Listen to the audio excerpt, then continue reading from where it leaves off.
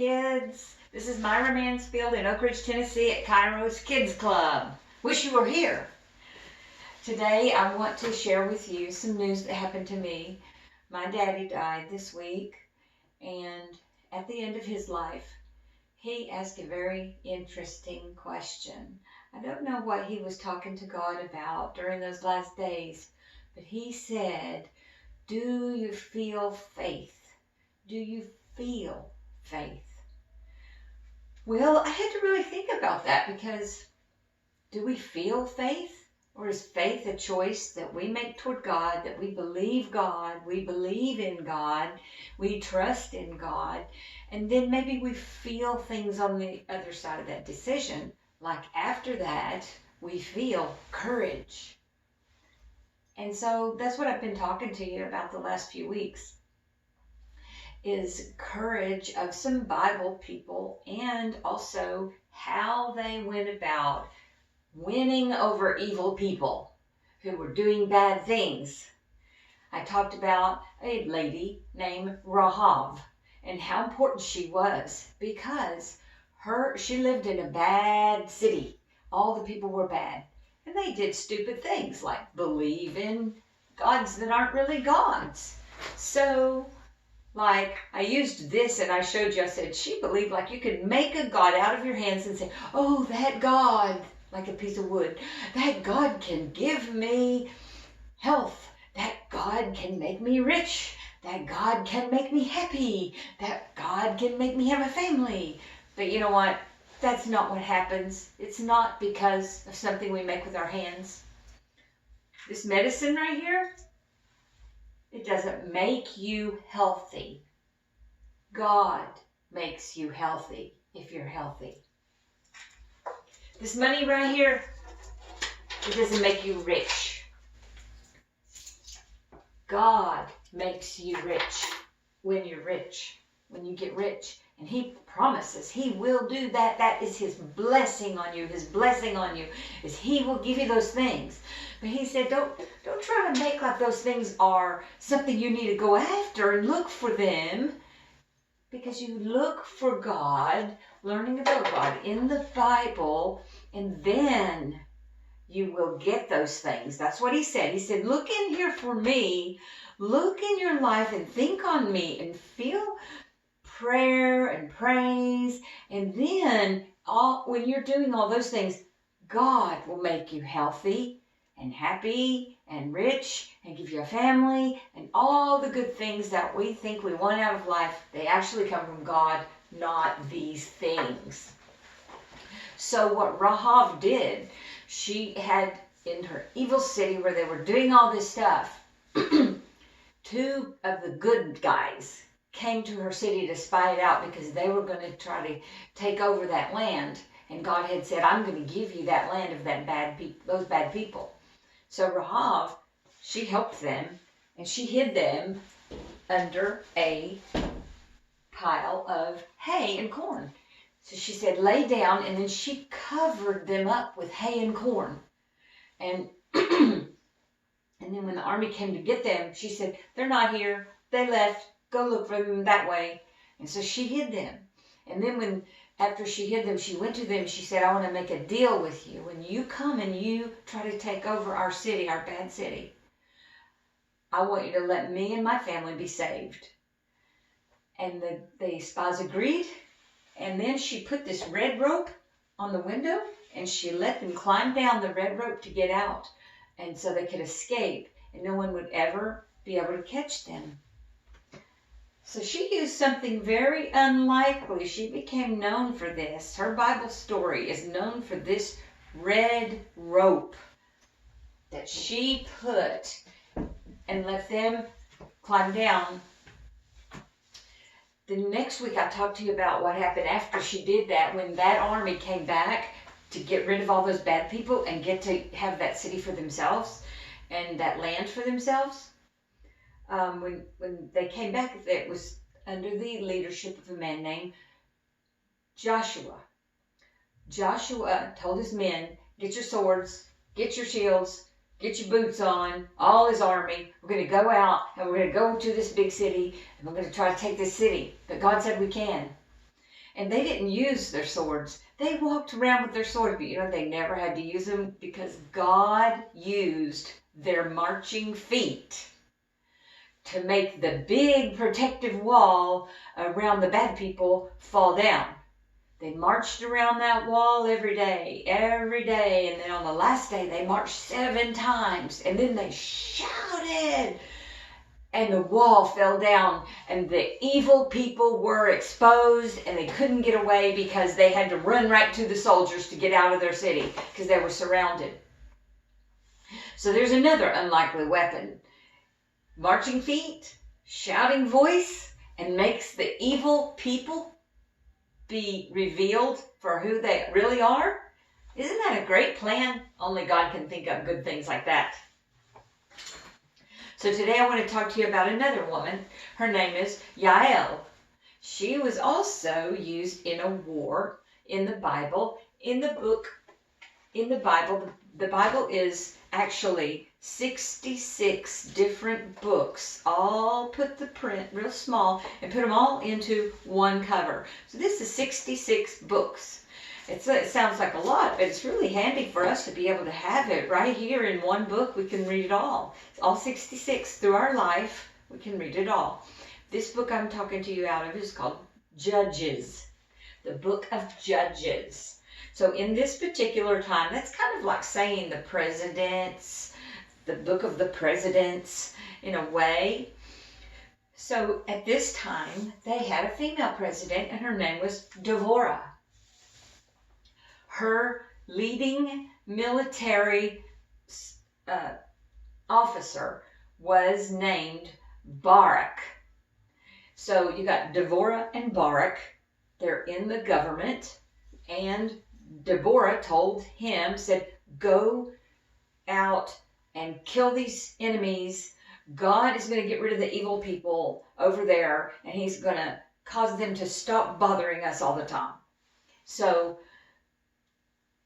they went out and they had their war, and sure enough, they got rid of every single evil person in that whole army. Every single one, except for one, and that was the king.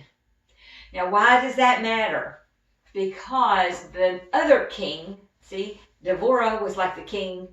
We called her a judge, but she was like the king or the president. That other one, his name was Sisera. Sisera was the only one left. His whole army was gone.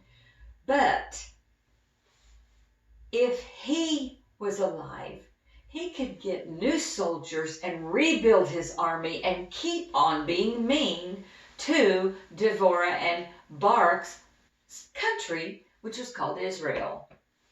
So God told them, go out there and get rid of those evil people. But that one guy, the king, is the only one who lived. And he came over to a lady's tent. She lived in a tent in the desert. And he came to her house. Well, she did some good trickery too, like Rahab, in order to get rid of the evil people. She told him, come in. And she also took something to cover. Okay, remember Rahab took the wheat and the corn stalks and the hay and hid those guys? Well, what she did was use a cover in a different way. Instead of hide the good guys, what she did was hide the bad guy. And she said, oh, come in. And she said, lay down. And she put a blanket over him. So he laid down under the blanket, and he thought that she was hiding him so he would not get killed. But she's not what she was doing. She was actually planning to get rid of him. But you know what? She didn't have a big sword. She didn't have any kind of weapon. She was not military. She was not a soldier. But she knew that if he woke up, he could do all that evil all over again, and he could kill her. Now, how would you feel if you were at home, or your mom, or your dad, and somebody important came to your house, and they came in your door, and they said, give me this or that. I'm being chased by the police. Hide me, I'm being chased by the police. Well, you would be afraid because you don't want to hide a criminal. You don't want to hide somebody in your house that's being chased by the police. You want them out of there, right? Because they could hurt you. So you don't feel good about that. So that's how she was. This big army soldier came in there and she just said, here, lay down. And she put a blanket over him to cover him up. But she didn't mean to hide him like Rahab was hiding the good guys. She meant to capture him. So she put a blanket over him to capture the bad guy. And then she didn't know what to do. He fell asleep. So she was thinking, what should I do? What should I do? What should I do? Well, if somebody comes in your house and they're a criminal, they're not welcome in your house. You have a right to do something about that bad person. So what she did, she said, I don't have a sword. I don't even know how to use a sword. I'm not an army. But she took something else. And she said, she ended up, while he was asleep, she used the something else and she killed the bad guy. Because she was so afraid of him waking up and hurting her. And she was so afraid that he would get out, escape, and do all that bad stuff. So she used something else. She covered him up. And she used something to kill him. And then when Devorah and Barak showed up, she said, hey, come here. I got him. And they came over and they saw the last bad guy was dead. And they were so happy. Oh my gosh, they were so happy. They had a party and they were singing and dancing and shouting and they were so happy to God. They said, God, thank you, God. Thank you, God. Thank you, God.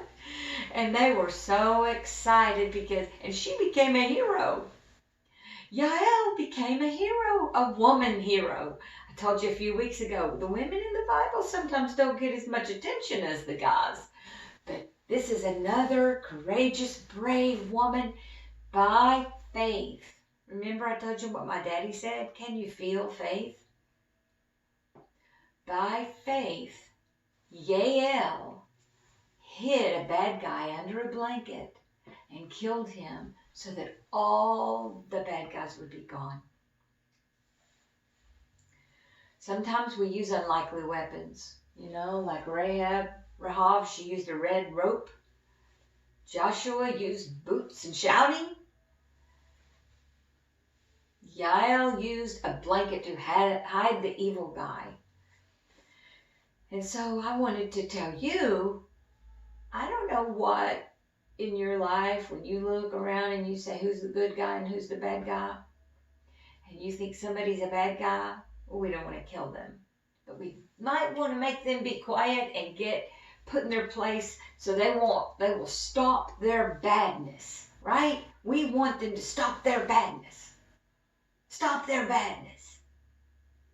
So you never know when God might give you an idea about how to help somebody stop their badness. And if somebody will stop their badness, they'll be better. They'll be better off. They might think they like their badness, but badness is not good for anybody. Badness causes your heart to feel angry and mean and sadness, and that's what evil makes us feel. We don't want to feel that way. We want to be happy. We want to be happy in our days. We want to anticipate that God's goodness, good things, God's health, God's money, God's happiness, God blessing a family, all that good is going to come to us. So we want to have a happy, courageous heart of faith toward God. Do you believe in God? Do you believe in Jesus? Because a lot of people use the word God. But there's really only one God that's alive. And the God that's alive can't fit on a wood thing. He can't fit on a piece of paper. He can't fit in a little pill. He is so gigantic and powerful and loves us so much that it takes the whole universe for him to live in. He's gigantic. He loves us so much, and he lives everywhere, always there helping us. all you have to do to start having that relationship with Him is for you to choose faith. Like my daddy said, can you feel faith? You choose faith and then you feel God. Then you do.